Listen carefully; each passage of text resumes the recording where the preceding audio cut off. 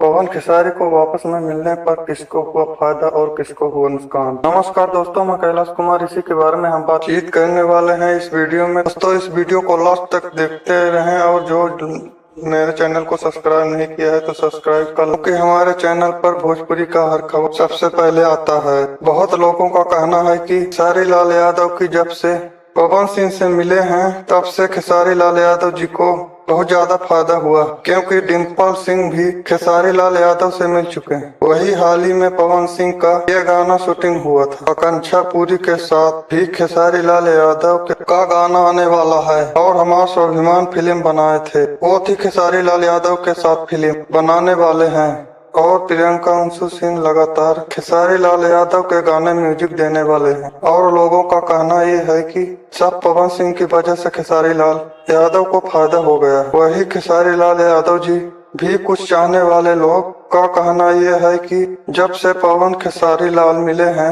तो पवन सिंह को बड़ा फायदा हुआ। पवन सिंह को 2024 में चुनाव आरा से लड़ना है, वहाँ पे ज्यादातर यादव जी के लोग हैं और खेसारी लाल यादव सपोर्ट करेंगे और यादवों का भी वोट मिलेगा पवन सिंह को। यानी तमाम तरह की बात दोनों तरह से कहा जा रहा। वीडियो पसंद आए तो लाइक सब्सक्राइब जरूर करें।